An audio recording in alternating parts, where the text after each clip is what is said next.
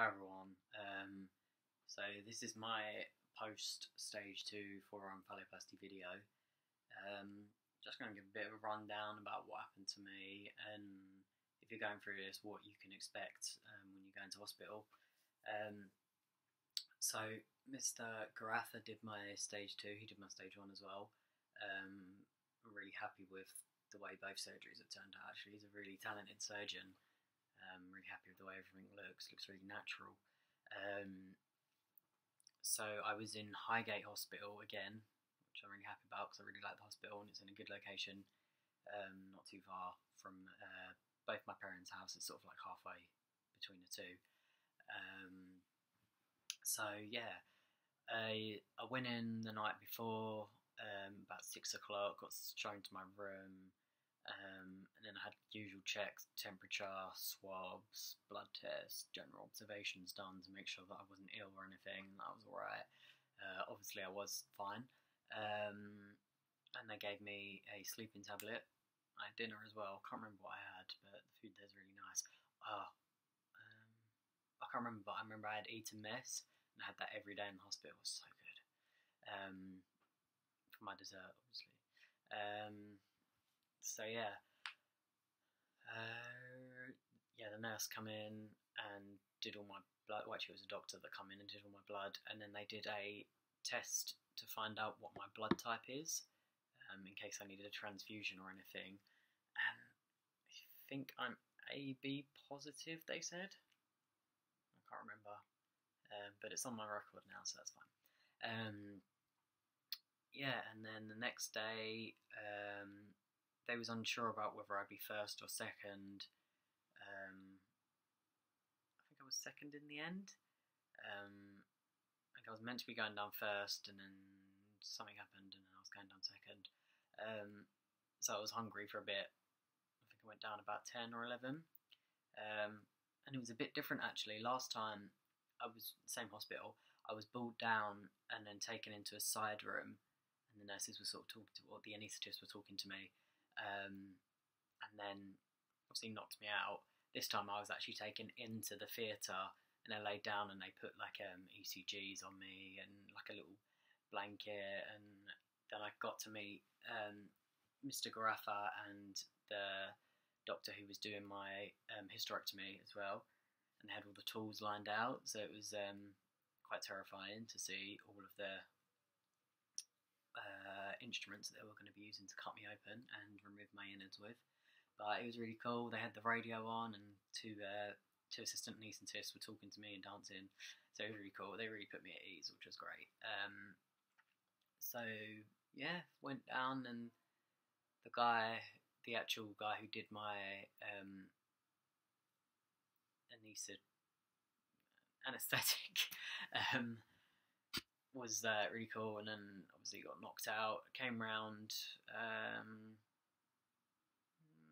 for about 4 o'clock, so I guess the surgery was about 5 hours long, maybe a bit shorter. I woke up, I was in quite a lot of pain actually,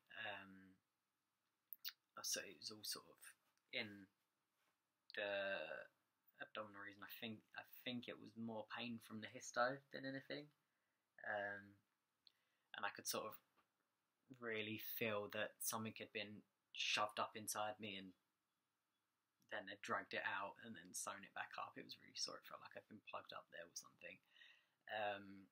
So at that point my pain was at like a 8 or a 9, and I was sort of just really tense and like sort of shaking a bit. I couldn't physically untense my body, which was obviously making it worse. So I had something quite similar to ketamine, but it wasn't ket. It was something else I can't remember, but it like basically like brought the pain down really quickly, but only lasted for about 10 minutes, so I had to have a fair bit of that. And then I had to think about 20 milligrams of morphine, and that took ages to set in, but then when it did I was like set, so I was alright. But I was in recovery for a good couple of hours because they couldn't bring my pain down. It's weird, my pain threshold was quite high. In the first surgery I was fine, like I didn't really need anything, I just had paracetamol. So it's really weird this time, but it was actually really funny. There was someone in recovery that had a nose job because the hospital was private, so they do cosmetic surgeries as well. she'd woke up and people like react to the anaesthetic differently, and she'd woke up and obviously didn't know where she was, and the nurses come over and she started like attacking them. And she scratched, I shouldn't laugh, like it's quite bad, but she scratched one of the nurses, and then afterwards they'd like restrained her and subdued her and then said like it's alright. The nurse come over and was like, oh, I hope you don't have like hepatitis or anything because you scratched me and you drew blood. And she was like, no. And she was like, do you? Like, do you have any? So it's like, obviously, like, the nurse was really worried. She didn't really laugh, but it was quite funny. In my drugged up state, I thought that really tickled me. So I was brought up to my room, and then the thing that was causing me the most pain after that was the trapped winds. When you have a histo, they sort of fill you up full of gas, so they have like more space to work, and like they can sort of see everything and that. And then obviously they kind of deflate you, so you're just kind of full of this like trapped wind, and it sort of travels up. So I had it really bad in my ribs here and up in my shoulder and my neck. It was really bad. It was like the worst bit of pain that I'd faced other than when I first woke up. So I had loads of peppermint tea, and then that kind of went after a few days. And then the first week at home was quite rough because I had a stent through my phallus, and then a suprapubic catheter in through my stomach.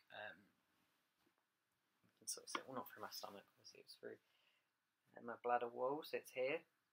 So it's sort of on your pubic bit. So that was really sore. And then after a week, I had all my dressings changed and that catheter taken out of my, the stent taken out of my phallus. So that was a lot better. And I got to see my glands as well for the first time. So that was really good. So I'm really happy with how they look. That looks. And then I just sort of had a leg bag catheter for another 3 weeks. For another 2 weeks, sorry. So 3 weeks in total. And then I switch it over at night to a night bag. And then after the 3rd week, I switched to what is called a flip flow. I was going to get one, but it's in the bag over there. And it's just basically like one where it has a valve, so you can sort of lift it up and down. You just sort of strap it to your leg so you can use it. But by then, I was voiding freely through my phallus. So after a week, I just started weeing through my dick normally. And then they say, you know, open the flip flow valve to get the last few bits of like urine out. So for the first day through the flip flow was probably about 10 millilitres, and then it went down to 5, and then there was just nothing left, so I wasn't retaining anything, which was really good. So I went up to Harley Street yesterday to see the nurse and had that catheter removed, the suprapubic one, which was good. It felt a bit weird. It wasn't painful, but just imagine you've got a hole here and it's being plugged with something, and then it comes out. So it's a bit of a feeling as it comes out, but it didn't hurt at all. It was just a bit weird, and it was over in like a couple of seconds.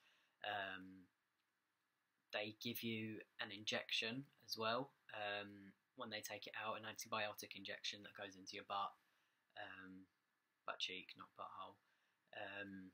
Just obviously because you've got an open wound there and it closes up by itself, but they give you that just in case you have anything lingering about. So the nurse did say that obviously there's a hole in your bladder when the catheter comes out, but your bladder wall is made up of quite a few different layers, and it sort of knits back together within 15 minutes of having the catheter out. So when you have it out, you're not leaking urine into the rest of your body, which is what I was worried about. And then obviously the hole there on the outside just sort of heals up normally, like a normal wound. And I think out of all of the scars, that one's going to scar the worst. So obviously it's been kept open for a month, whereas all the other ones have been purposely sewn back together to heal. Whereas that one's sort of been kept open and then has to heal on its own. They don't give you a stitch or anything like that. They just leave it and it's fine. So yeah, when you have the catheter in and you start urinating through your phallus, it feels really weird at first. So you start weeing and you have that initial like, I'm standing up to wee, it's just all going to come out of the bottom where I used to wee from. I'm going to wet myself everywhere, and you can sort of feel it in your old urethra as well at first. So you start weeing and it kind of tingles a bit there, and you're thinking, oh god, it's all going to come out, and then it comes out the end, that actually comes out your phallus. So it's the way your urethra's routed is a bit different. So from before, so this is your bladder and this is your urethra. It just went like that, 4 or 5 centimeters, and come straight out. But now they've had to reroute it, and I'm not entirely sure why they don't just do it from the bladder straight to the phallus. I guess because it would kind of go like that. I don't know. So now they do it bladder, and then it goes down in around your scrotum like that, and then behind your scrotum, and then up through your phallus. It kind of does a U-turn. So I guess they do it like that. So it goes bypasses your old urethra and then comes. I don't know. But yeah, so after a couple of days of weeing, that feeling of you're going to wet yourself and it's going to come out of your old urethra just goes, and then you just feel it normally come through. While you have the catheter in and you're urinating, it does feel quite sore. When you get to the end of your wee, obviously your bladder's empty, and you can sort of feel the catheter sort of not tugging, sort of rubbing on the inside, so it kind of stings. It feels a bit like you've got a UTI. So I was just talking to someone about it, and he said I was really worried I had a UTI. It's like not a rule out that you don't, like it's always a possibility, but more than likely it is just the feeling of the catheter like tickling on your inside and causing a bit of a spasm. So yeah, I was quite lucky with the catheter. A lot of guys experience a lot of pain, and I was actually expecting it to be a lot worse, because I have bladder spasms anyway, which is really weird. I don't know why, I just always had them. So I was thinking, oh god, I'm going to have really bad spasms, but I didn't, so I'm really thankful for that. One of my friends, when he had his metoidioplasty, I think he had a really tough time with it. I feel bad, like really bad for him. It was obviously causing a lot of pain and a lot of spasms, and for me personally, and I was talking to him about it, I had a lot of anxiety around having it, because you see this foreign body, this tube going into your body, and it's just there, and every time you move you can sort of feel it, and it is uncomfortable. It's not, for me personally, it wasn't unbearable. I think for him and some other guys it was, and it's just how your body reacts. It's not how you cope with the pain. Like sometimes you just unfortunate and it just does really hurt you. I had these medication, can't remember, and it was to ease bladder spasms, and I had to take them a couple of times. It was more at night when I laid down, but it wasn't at a point. I mean, I've had UTIs before and they've been unbearable, and I've been laying there at night like crying because it hurts so much, and my bladder's just like, it stings and really hurts, and that was what I was expecting it to be like. And I'm not saying you won't get that, because you might get that sensation. I assume that's what it feels like when you do have a bad reaction to the catheter, but I personally didn't get that, so I'm really, really thankful. I just got like a sort of tickling on the inside, but yeah, for the first 2 weeks I had a lot of anxiety over the catheter being there and coming out of my body, and I was sort of just laying there a lot of the time, like feeling really sick, and my heart was racing, and I was just looking at it like, this is horrible, like I need to get it out. Like your body just feels like I just need to rip it out, like it's not meant to be there, and you just have to kind of stop yourself, like just leave it. It's there for good. So I really do feel for people that have to have them in for a long time, or like a lifetime. I suppose you do get used to it, because after like a couple of weeks I got used to it and it was fine, and I just sort of got on with it. But those first couple of weeks are really tough. So yeah, I had it in for a month in total. So yeah, I had my post-op yesterday. Everything looks really good. I'm healing well. I had a hematoma on my scrotum, which formed a massive scab, and then the scab fell off, and then I had like a sort of hole where they fuse the two bits together, so where they fuse the scrotum. So I've still got a bit of a hole, and it was infected in there, and it was really like kind of like sloughy and gross. But I've been using Calstat on it, and it's sort of drawn all the gross shit out. and it's fusing itself back together. It's getting there. I don't have to dress it anymore because it's just kind of like filling in by itself now. So yeah, that's pretty much it. I'll show you my wounds. I used a urinal for the first time yesterday. It was really good. So I was in a restaurant, myself and my girlfriend, afterwards, having a little celebration of, you just got your catheter out, wee.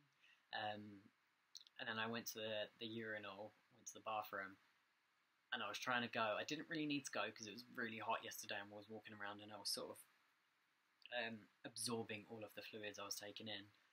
But I was like, oh, I'm going to go because we're going to be walking around and I need to wee.